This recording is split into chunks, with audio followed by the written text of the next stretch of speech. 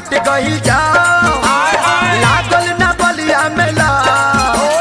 बक्सर के कट गई जाओ लागल न बलिया मेला ए गोरी आराम ए गोरी आराम कराई ले हलवा के नाम छाओ ए गोरी आराम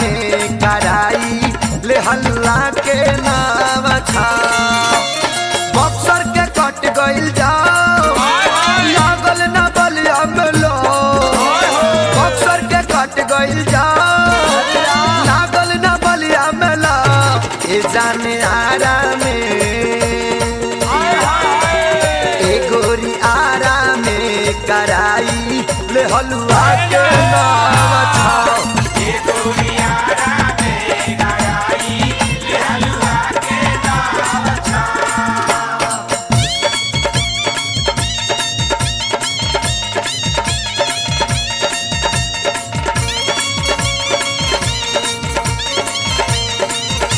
आए पिंटू भैया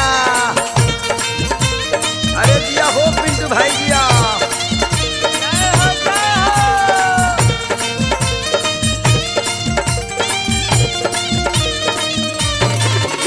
अरे दिया हो मनोज भाई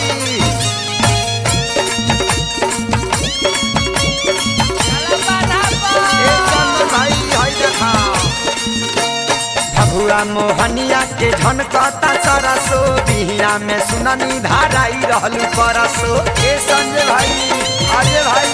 अरे राजेश भाई केसरी भाई के लेके चला हो भगुआ मोहनिया के झनकता सरसो बिहिया में सुननी धाराई रहलू परसो देहरी सजैलू डुमरा पटना में गइलू ना देहरी सजैलू डुमरा पटना में गइलू ना ए गोरी आराम ए गोरी आराम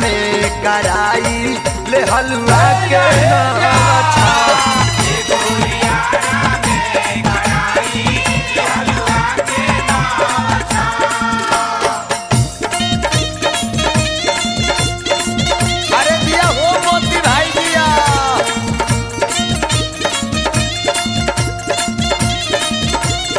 नारायण भैया हाई कांगवा यार में देखा हाई का हतारे दिया हो कमला बाबा बोला बतनी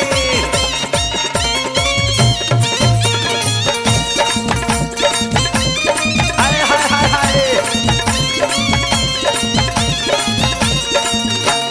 सोनपुर हाजीपुर गइलू मोतिहारी छापारा में दिहलू तू नथिया उतारी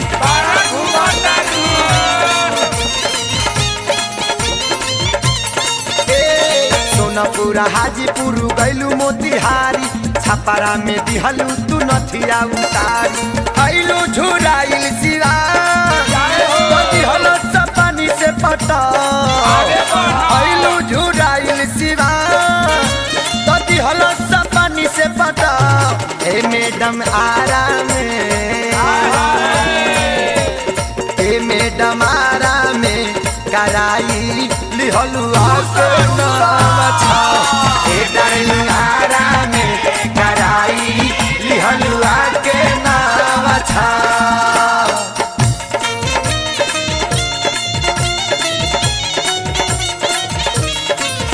अरे आ जाई है काहे घबरा तारू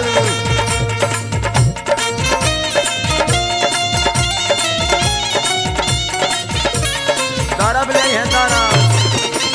बढ़ाने में रहन का तारा जवानी बढ़िया था नारायणी का बांध तूर का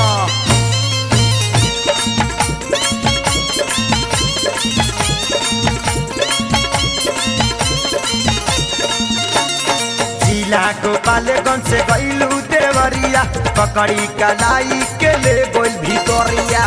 काए मनोज भाई ए मोहन जी अरे बिने भाई मोहम्मदपुर छोड़ा मर्द चल होने ए जिला गोपालगंज से गइलू देवरिया पकड़ी कलाई के ले गोल भितरिया गइलू गोरखपुर माऊ कटे हलस रुपैया सा गइलू गोरखपुर माऊ धनी आराम ए धनी आराम कराई लिहलुआ के नवा छा